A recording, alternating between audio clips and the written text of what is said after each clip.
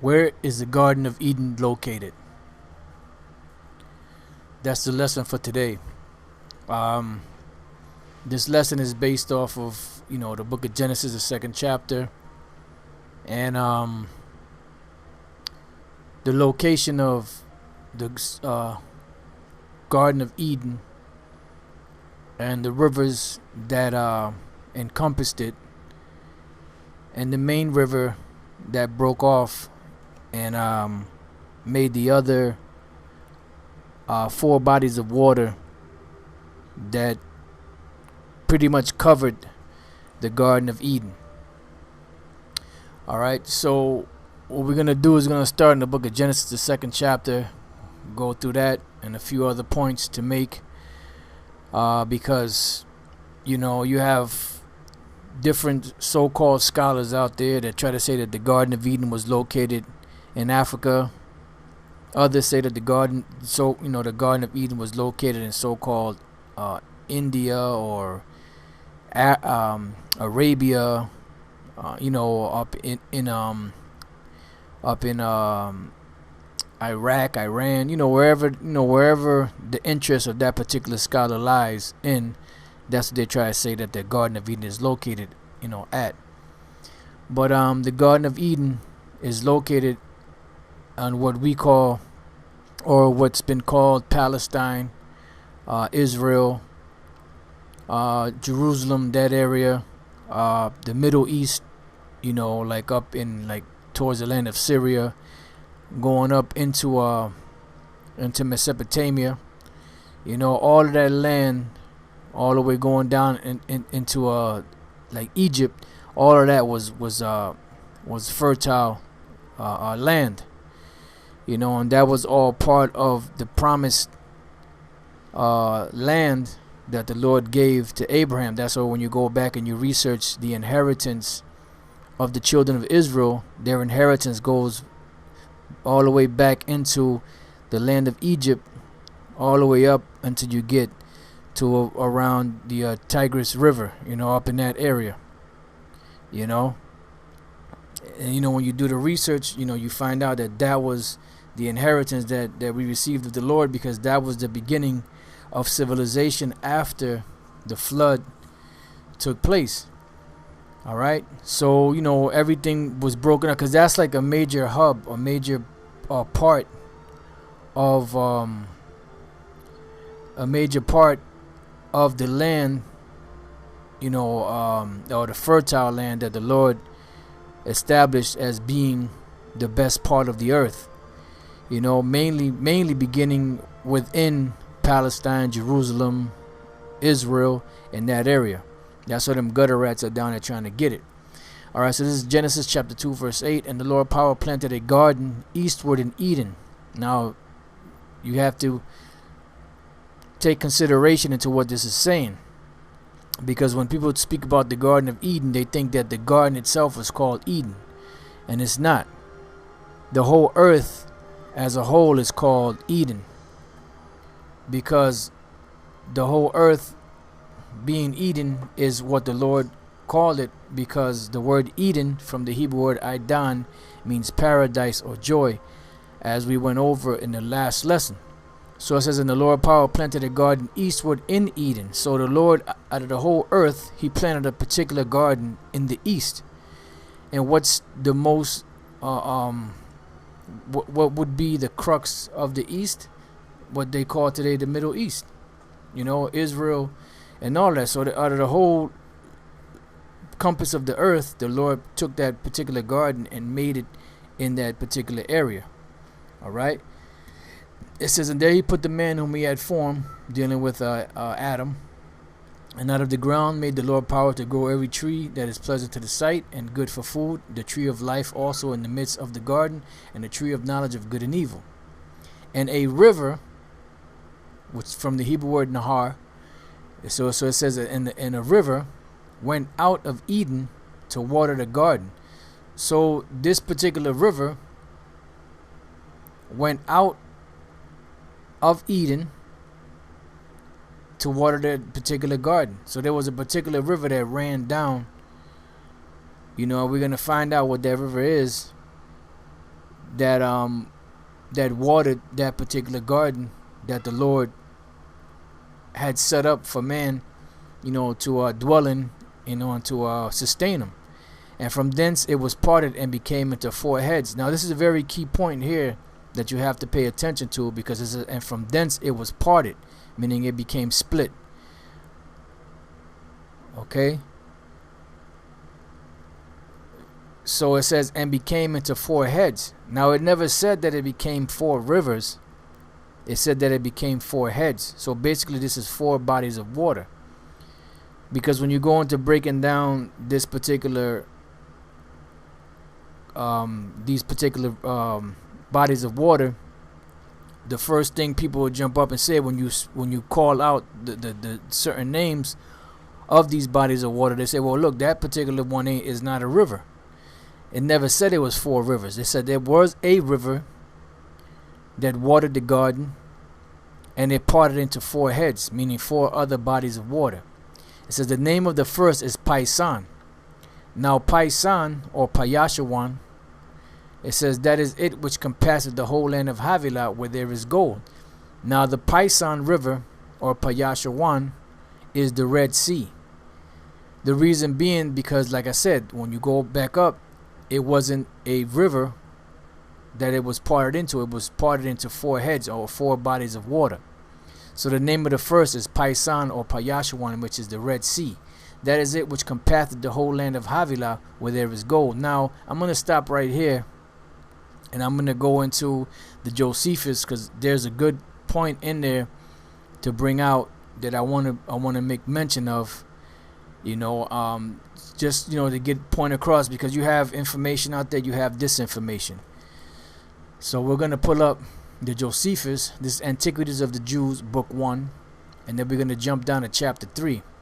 All right, but we're only going to read some of it, because I want to go back. I don't want to give the whole thing away. So it says, Moses saith further that the Most High planted a paradise in the east. See, in the east, flourishing with all sorts of trees, and that among them was the tree of life, and another of knowledge, whereby was known whereby was to be known what was good and evil. And that when he brought Adam and his wife into this garden, he commanded them to take care of the plants. Now the garden was watered by one river, one river, which ran round about the whole earth, and was parted into four parts. And Paisan, which denotes a multitude running into India, makes his exit into the sea, and is by the Greeks called Ganges. Now, it said that it went into India, right? And that it was called Ganges. So they're saying that the Paisan River went into Ganges, okay? Well, we're going to show you that that's completely wrong. All right? What I'm going to do is I'm going to go and I'm going to give you the particular river that was parted, or the particular river that was parted into four heads, which when you go to the book in the Apocrypha, to the book of Sirach, the 24th chapter, and just give me 1 second so I can find a verse. I believe it's the 25th verse. It says, I'll start at 24. Faint not to be strong in the Lord, that he may confirm you. Cleave unto him, for the Lord Almighty is the power alone, and beside him there is no other Savior. He filleth all things with his wisdom, as Paisan and Tigris in the time of the new fruits. He maketh the understanding to abound like Euphrates, and as Jordan in the time of the harvest. He maketh the doctrine of knowledge appear as a light, and as Gihon in the time of vintage. So now you notice here they mentioned five bodies of water. They mentioned the Paisan, they mentioned the Tigris, they mentioned the Euphrates, they mentioned the Gihon, and they mentioned Jordan. Because Jordan, the river Jordan, is the land is the body of water, or that river that went and watered the garden. Now, as you can see in this map here,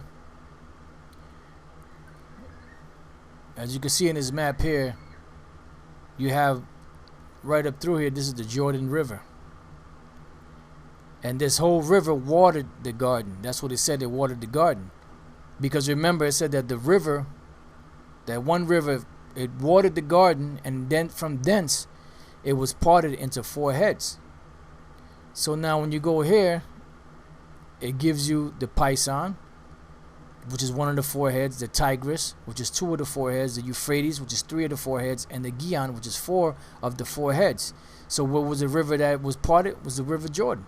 So it only makes sense that that particular land or that garden was here in this region, because this is where that particular river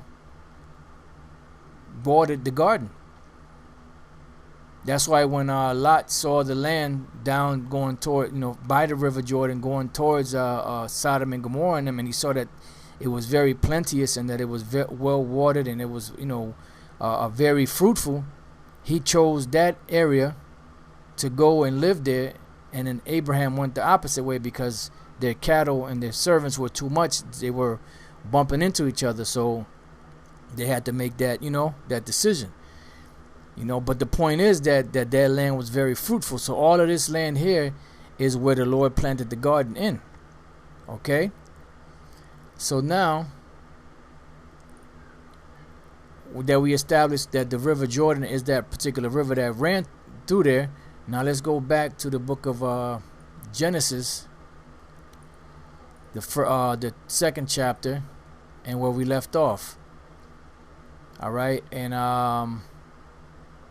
so it says, 11th verse, the name of the first is Pison, that is it, which compasseth the whole land of Havilah, where there is gold. So now, another key point here to bring out is that it compassed, the Pison River compassed the whole land of Havilah. Now, the land of Havilah, when you go into the scriptures, let's get that real quick. Genesis 25, and just bear with me 1 second so I can find the verse.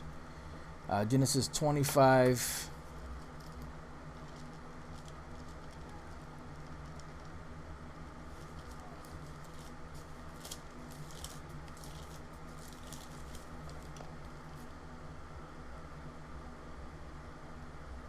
And 18, we're just going to go right to the point. This is dealing, matter of fact, I read a little above that because I want to get the point. 13th verse, Genesis 25:13. And these are the names of the sons of Ishmael by their names. I'm sorry. 20, verse 12. Now these are the generations of Ishmael, Abraham's son, whom Hagar the Egyptian, Sarah's handmaid, bare unto Abraham. All right, so now it's going to give the names of Ishmael's sons, which he had 12 sons. Okay, and as you read through all the names, you jump down to the 18th verse after the names are read. It says, and they dwelt from Havilah unto Shur. So basically, their dwelling, which we know that the so-called Arabs are Ishmaelites, and we know that they live in the land of Arabia and the surrounding areas, but mainly in the land of Arabia. So it says, and they dwell from Havilah unto Shur, that is before Egypt, as thou goest towards Assyria. So that whole land of so-called Arabia is the land of Ishmael, and that particular land there, that region down in the southern part of it, that is considered to be Havilah. Okay, because it says, and they dwelt from Havilah unto Shur, that is before Egypt, as thou goest towards Assyria, and he died in the presence of all his brethren. So now, basically what they were doing is all this here, this was the land of Havilah. This is so-called Arabia. This is so-called Arabia down here. So this is the land of Havilah. All right. Now, remember, we read in the Josephus that the river Pison was called the Ganges River by the Greeks, and that's over here in India.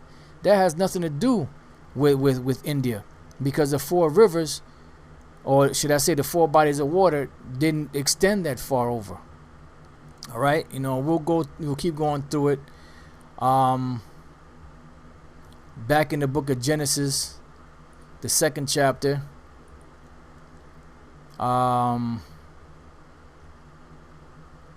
Okay, the 11th verse. The name of the first is Pison, which is the Red Sea.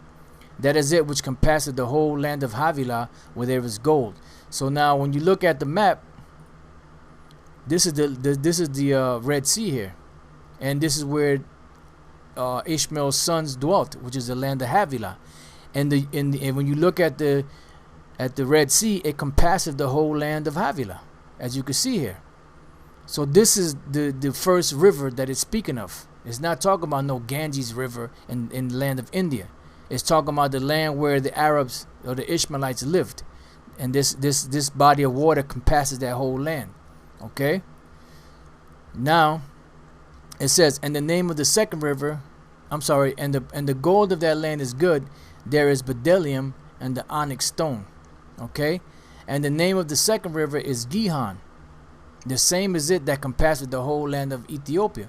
And when you look at the land of Ethiopia, which is here, which really extended further out, because later on they changed a lot of the names, but the Ethiopia extended further out this way, because the actual body of water that compasses the whole land of Ethiopia, coming up from the northern part, is the Nile River.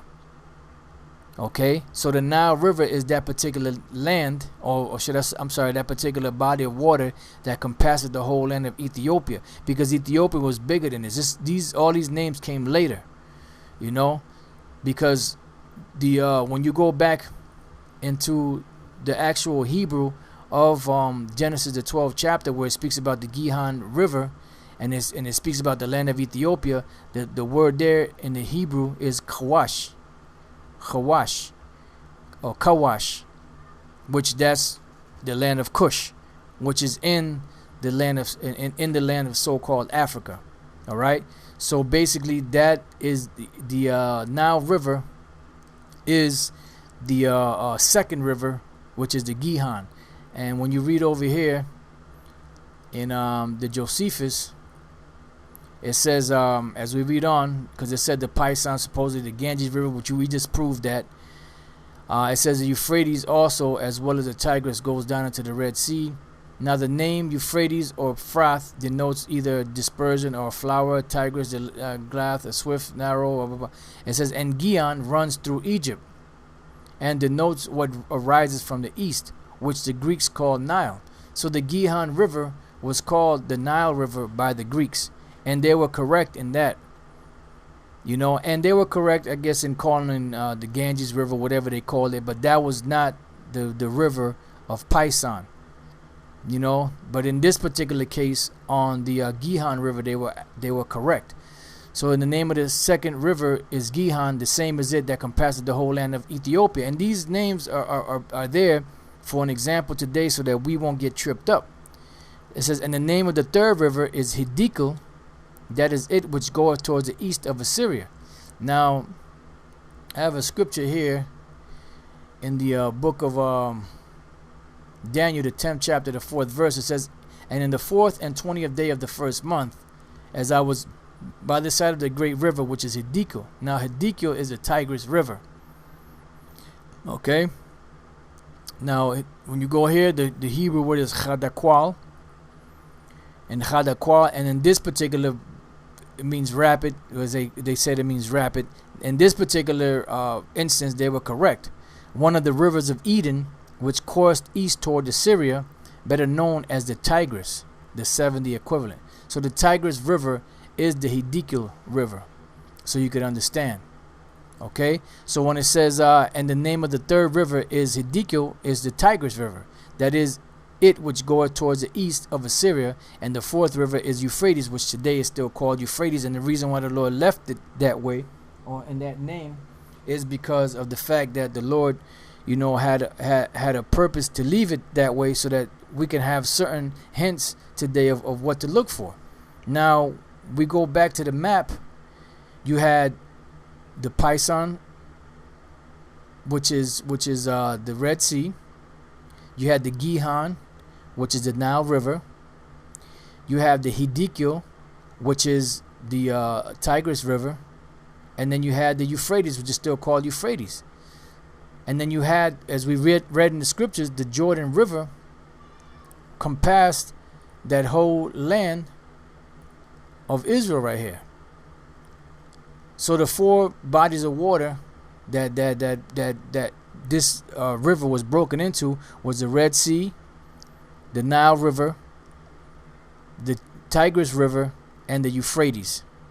And those are the four heads that it was broken up into. You know, as you see it, the Pison is the Red Sea, Gihon is the Nile River, Hiddekel is the Tigris River, and Euphrates is still the Euphrates today. So the Garden of Eden, when you locate it according to the scriptures, and when you go into the history of these particular bodies of water, it leads you back to the land of Israel, to Palestine, to Jerusalem. This was the main area here, or the main body of land where the garden was located, but it extended down a little further this way, and then extended up a little further this way, you know, into Mesopotamia, or Ur of the Chaldees, where Abraham was born. You know, so that this is where the Garden of Eden is located, not in Africa, not up in Iran or Iraq, or whatever these so-called scholars say in that fruitcake Yeshaya, but in the land of Israel. And like I said, it extends a little further out and a little further this way. When you do the research on the inheritance of the 12 tribes, and when you look at their inheritance has been given to them from that particular land in around the land of Egypt, all the way up as you go into further up into almost into Assyria. You know why? Because that whole land was given to them by Yahweh B'Shem Yahushai. You know, so the Garden of Eden is located. This is the main crux right here, because this is the most fertile part of the earth. So that this is where the Garden of Eden is located. You know, so with that, you know, I hope you brothers learn something. Until the next time, I say Shalom.